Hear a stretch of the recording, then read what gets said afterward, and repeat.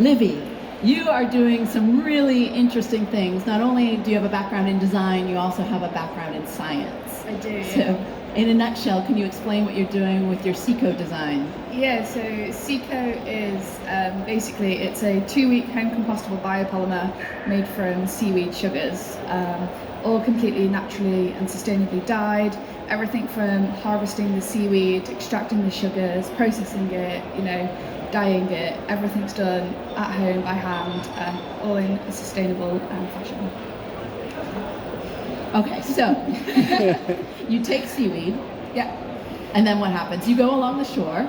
Yeah, so it's 90% of the seaweed that I get, I actually pick it up off the beach, so it's already washed in, so it's sitting on the beach, and if it's there any longer, really it's going to start breaking down and start decomposing, which can be great. You can get some really vivid, almost neon pink dyes from fermented red seaweed, but also as that's breaking down, it's kind of going to waste. So you go along, you pick it up, you can take that in, or if you do need to harvest it, you can do that in sustainable fashion.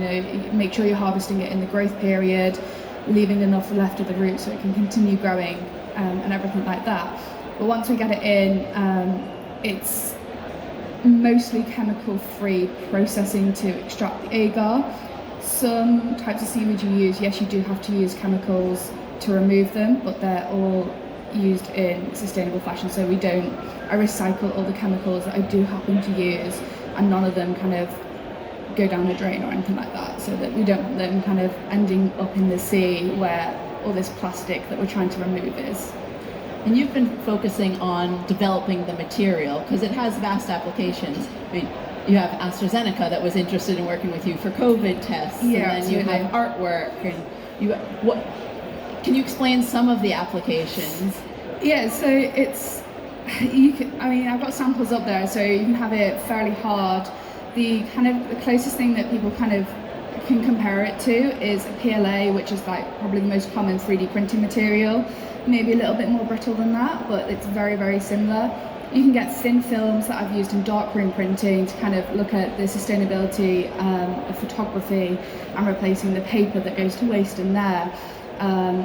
So we've got COVID tests as kind of the main thing that, even though touch wood, everyone seems to think we're kind of over COVID and that.